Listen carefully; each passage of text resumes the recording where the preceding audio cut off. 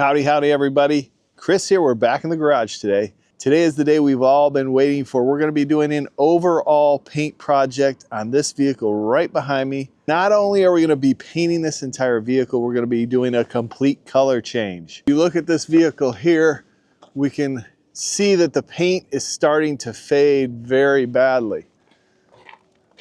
If you can see the discoloration in the clear coat right here we have some peeling clear coat. Back here, we have peeling clear. See on the top of this quarter panel where the sun beats down right on this edge, the clear is starting to peel. Now I know that some, if not all of this vehicle has been painted before. In fact, I did a repair on this fender where my wife hit my truck and we repaired this fender and repainted it. But look at the hood, how you kind of see stripes in it. I don't know if it's showing up on the camera. That is the clear starting to fail, starting to delaminate. In fact, you can see it peeling right here on the edge. Well, this is my wife's car. She wants to keep it for a few more years and she wants to change the color. So we will be doing all the door jambs and under the trunk. I think this is going to give you some really good insights if you're doing a overall paint job on your vehicle. I'm going to break down the entire process, give you all the tips and tricks that I use when doing an overall paint job. We do also have some damage on the door. This is what kind of started the whole thing. She got hit in the parking lot, dented this door. I knew I was going to need to fix this. Really, other than that, there's not really any dents or dings on this. You just got some failing paint. First thing I like to do is start formulating a plan when we're doing an overall paint job and jams. My idea with this is I'm probably going to do the upper surfaces on their own, and then I'm going to paint one side and a bumper at a time. So I'll do the front bumper in this side and then the rear bumper and the other side. Now I might do the hood with one side and then do the hatch with this side. But that's the plan, and then maybe do the roof separate. So Darcy is going to do this dent. He's going to grind it down to bare metal, and then we're going to use the G90E, pull it out. He's going to straighten all that metal and then we'll fill it. We'll walk you through that process, but we've also got to remove all the trim. Remove the door handles. Little ding here we'll need to take care of. I'm really kind of testing Darius's skills out today. This is a little bit larger dent than he's used to, so we're going to let him tackle this. He was able to grind it down to bare metal. Now there's a lot of different ways you can pull this metal out and get this metal straight, but we opted to use this tool, the G90E, and this is basically just a spot welder which welds a tip onto the lower area of the dent, and then you can slide hammer or pull that dent out as you gradually tap down those high areas. He's really got most of this dent pulled out nicely, but there is still a little bit of a crown left above that body line that we need to tap down. So how I like to do this, especially with this kind of dent, is I use this flat spoon and I'll lay it on that crown and we'll tap it down with a body hammer. This is going to allow us to disperse the blow of the hammer and flatten out that crown without creating actual dents that we need to repair. A good way to flatten down those crowns and level it out with this, because it disperses the blow of the hammer so you're not creating dents. Just trying to knock down any high spots before we fill it. So I'm looking for any high spots here. Feels like this is a little bit high right here.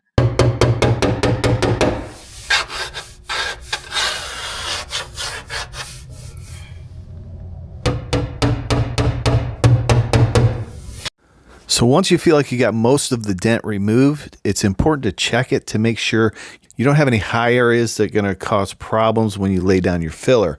So we're looking for high and low areas. There's a couple different ways to do that. You could use an aerosol like black paint and then block over it with some 180 grit sandpaper, and that'll show you your high and low areas.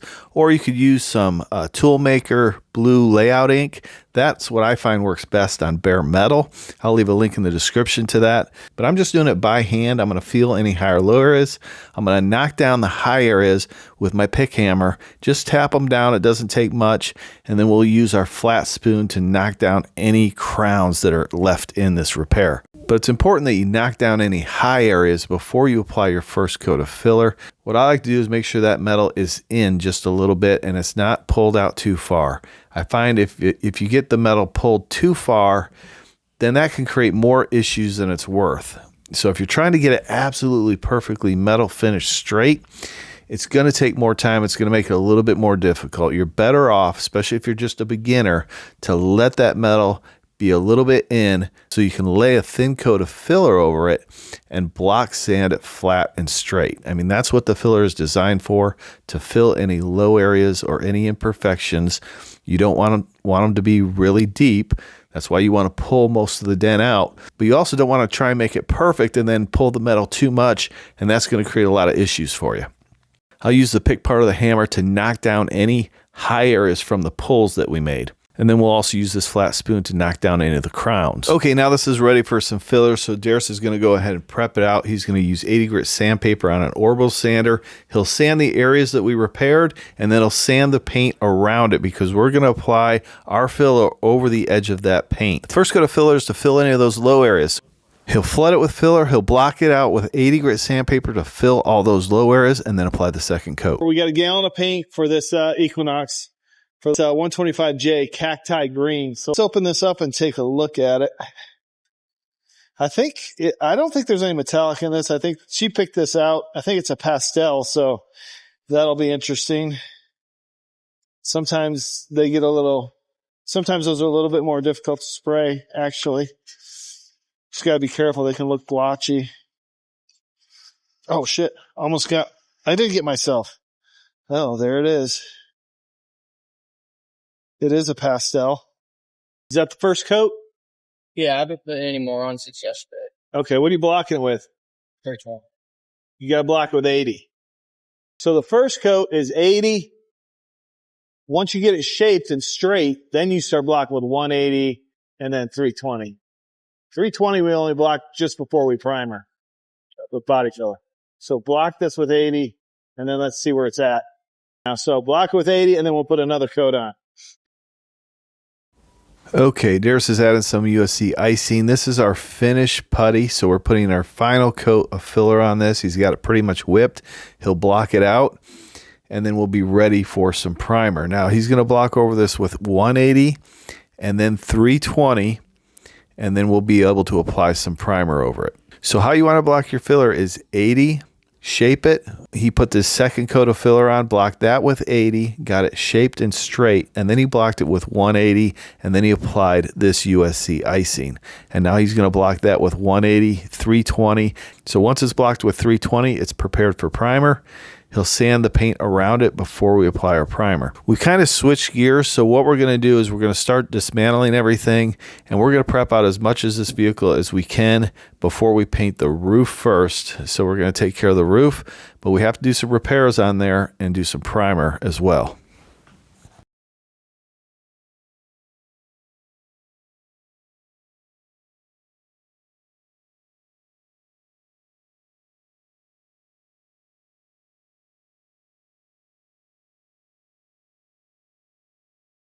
Okay, so he's got the glaze on here. We've stripped off the handles, this weather belts, the mirror, that door handle. We're getting ready he stripped off the moldings on the bottom here.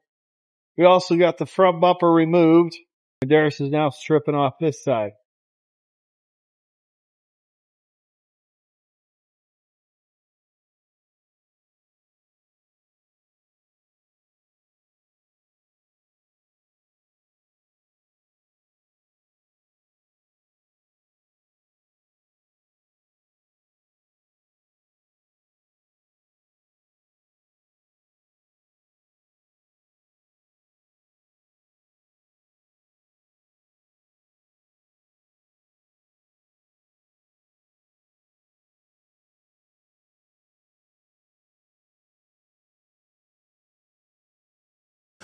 Okay, here's how Darius went ahead and masked this off.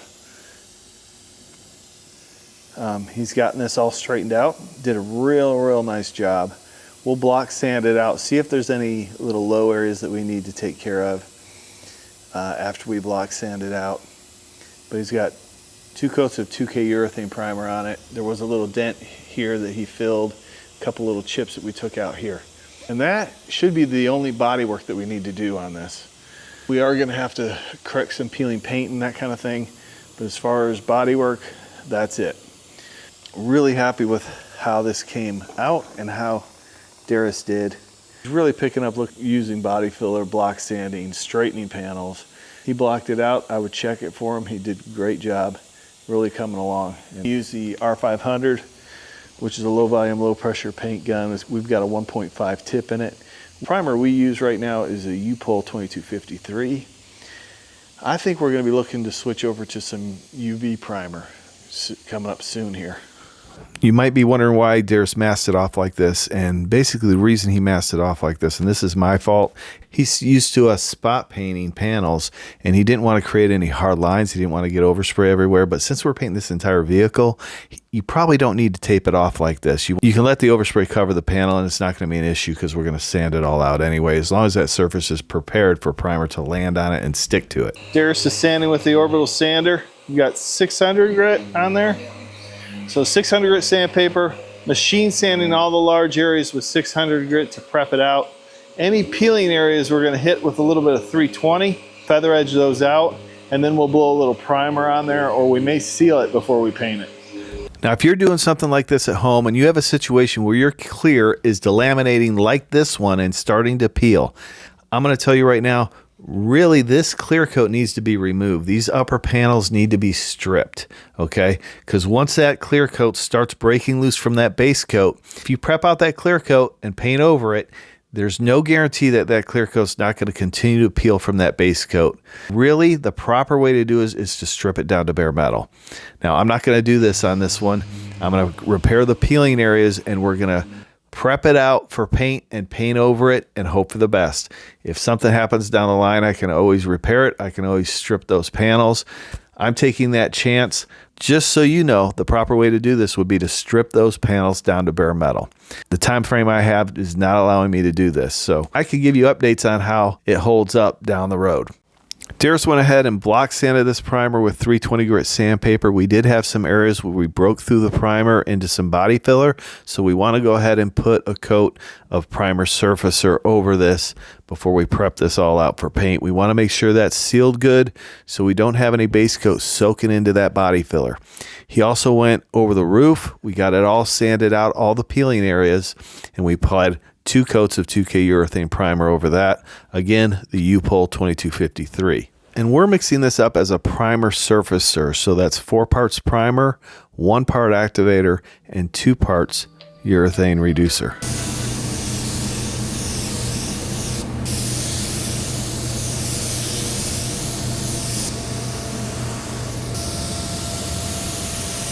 We went ahead and let this dry overnight, and then on the next day, Darius went ahead and sanded this all smooth. He started with 320 and then sanded it smooth with 600. We went ahead and masked off the rest of the vehicle and got prepared to paint this roof. Now for this roof, we went ahead and used the Inokraft Drizzle D1. This is a low volume, low pressure paint gun. I like to use these guns when I spray my base, at least when I spray my base, because it consumes less materials. So I save quite a bit in materials because of the great transfer efficiency of these guns. And it sprays base perfectly, even metallic base, it sprays fantastic. It also sprays clear grade as well. So if you want to check out one of these guns, I've got plenty of videos on these guns.